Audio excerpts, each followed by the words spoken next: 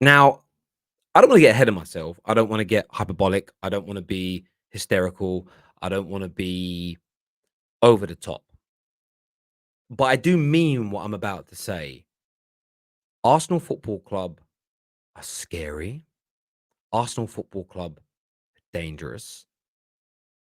The fluidity, the freedom, the togetherness, joy, and cohesion of this team that we have seen through preseason is a step change from last year. There was improvement over the course of the season, and yes, things faded away at the end of the campaign. No shadow of a doubt. Nobody's going to deny it. Nobody's going to call you out for saying it. But Arsenal Football Club have purchased well. They're still going to buy more, but they look absolutely terrifying. And if you're Tottenham, if you're Chelsea, certainly if you're Manchester United, you need to be fearful. And I'm saying this and I mean it. Manchester City and Liverpool, look over your shoulders because these guys, they are, without a shadow of a doubt, the dark horses of the Premier League season.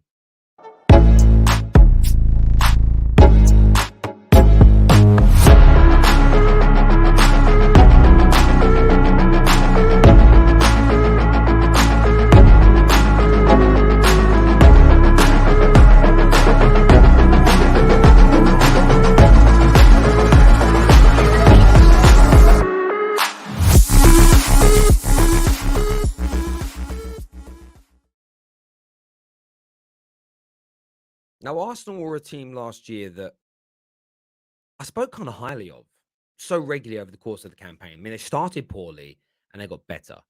And although I'm accused often of being biased and having agendas, this is just generally from salty people who have zero way of debunking my opinion. So they just slag you off. When people go for your personality, when people say you've got agendas and they don't offer you any kind of backup to it or any kind of thought process to it, it's because they have nothing really to say. But look, that's a by the by. We're looking at Arsenal here. They had improvements last season. They were on an upward trajectory. They put themselves into prime position to qualify for the Champions League.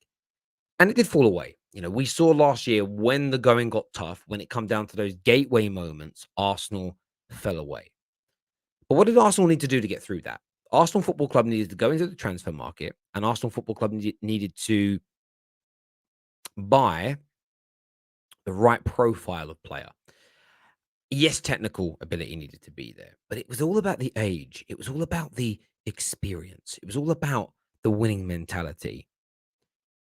Two of the players they've gone and bought are Man City. You've got Zinchenko, first of all, excellent player without a shadow of a doubt. And on top of that, you've got the situation with um, Gabriel Jesus. Now, I want to talk Gabriel Jesus because he's been absolutely electrifying in preseason. I believe that's going to carry over into the campaign. The reason that I say that is because he's a sensation. Underutilized by Pep Guardiola and could end up being. I'm not saying Man City will regret it. They've got Alvarez coming in. Of course, they've got Erling Haaland. City have probably upgraded. City have gone to that next level of player. But Arsenal have gone and purchased for around £45 million one of the best centre forwards in Europe. He's just been underutilized. He hasn't been celebrated enough. He's not fashionable. That's the problem. Gabriel Jesus is not fashionable. He's looked at as a bit of a goal poacher. He's looked at as a goal scorer, maybe, as opposed to a quote unquote baller. The football hipsters and the eye test merchants have been not ruining football because we destroy them in every debate we ever get into it. And you know how you always beat an eye test merchant and a football hipster in a debate because they say that stats don't matter, but the only thing they have to back up their arguments is statistics. They're an absolute walking hypocrisy. Easy to beat. They're in an eye test merchant in the world that can beat me in a football debate ever, and that's a challenge. And Gabriel Jesus is testament to that because it was kind of scoffed at and laughed at. Oh my God, you're buying a City reject. Look how he looks on the ball. Look at his touch. People didn't watch him play enough. This man is majestic, and Arsenal have gone and signed him. Arsenal have bought him to the Emirates Stadium. And if you watch him through preseason, it's just what he would have been doing if he was starting regularly for Manchester City, without a shadow of a doubt. Then you look, and I'm looking at it now, Arsenal's preseason 5-1, 5-3 in that game against Nuremberg. And everyone's like, oh, you're losing. Yeah, until they brought on their real players, smashed them. The next game was against Everton, smashed them. Easy game. They play Orlando City, smashed them, easy game. They played Chelsea and battered them off the park. Sevilla,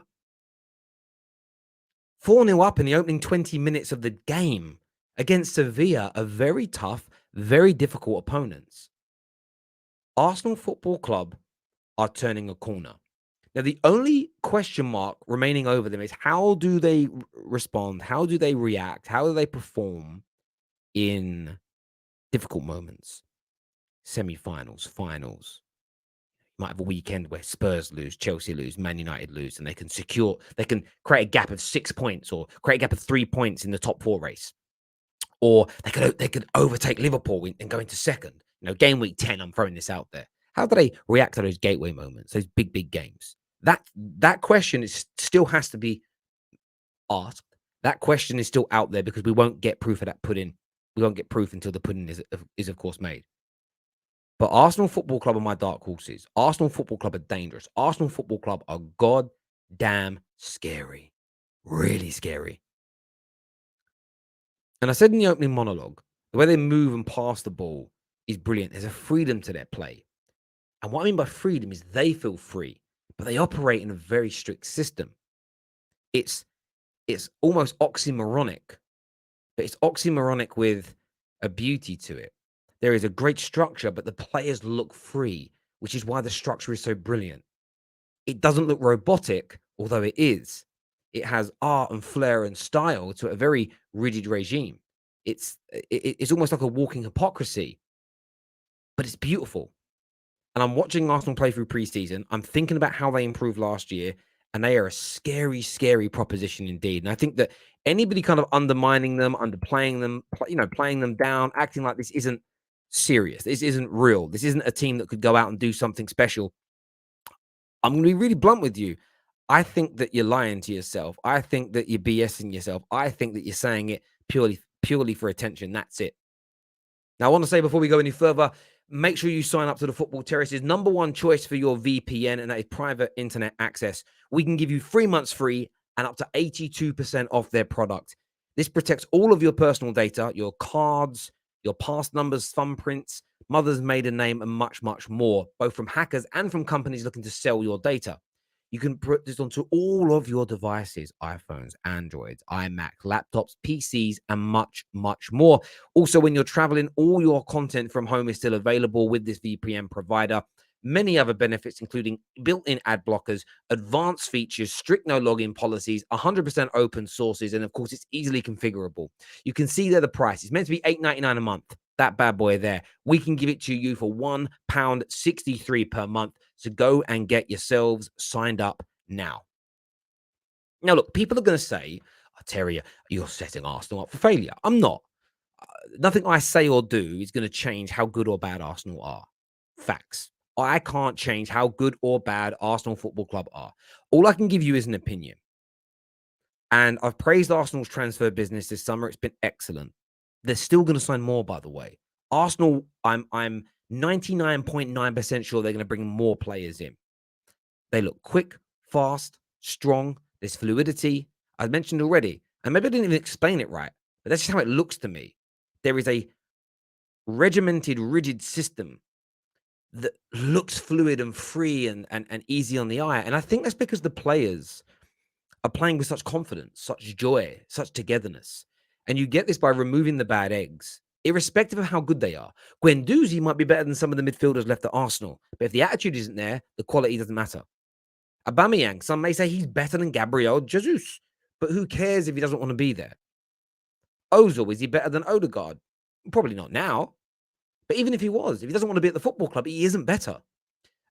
I'm not calling Odegaard a 6 out of 10 here, or no Arsenal player a 6 out of 10, but let me give you this example. A 6 out of 10 player that's 100% dedicated to your club over the course of a season, 2, 3, 4, will give you more consistent high-level performances than an 8.5, 9 out of 10 player who doesn't want to be there. Football fans have got to get beyond this eye test merchant BS. This, he's a baller, he's a baller. No one's a baller if they don't want to be there. This is a weak man's failure mentality. Substance over style every day of the week. A dedicated player over a mercenary every single day of the week. And they don't need to be dedicated as in oh my God, I've always dreamed of playing for Arsenal. It's the only place I ever wanted to be. It's about being a professional and dedicated to themselves and wanting to be the best footballer possible. And the best footballers of all time, yes, they have great individual moments and they're brilliant and they're amazing, but they are also consummate team players. Find me a player that's regarded as one of the best in the world ever universally by 90% of the football world who wasn't highly praised by his teammates for how good he was for their team, their system, the dressing room. You won't find them. They don't exist. And if they are, then they're rocking horse poo. They're rare. And rarities are not, the exceptions are never the rule. I'm going to round off by saying this. Arsenal Football Club have got to deliver in the big games. Arsenal Football Club have got to deliver in the big moments. But they have done everything in their power to get themselves to this position. The squad is ready. This is a team, and I'm not giving a prediction on this show because predictions start next week on the Football Terrace. We are not going to burn our content for next week. We've got some great shows coming for you. But Arsenal Football Club are the absolute real deal. And you can take that to the bank.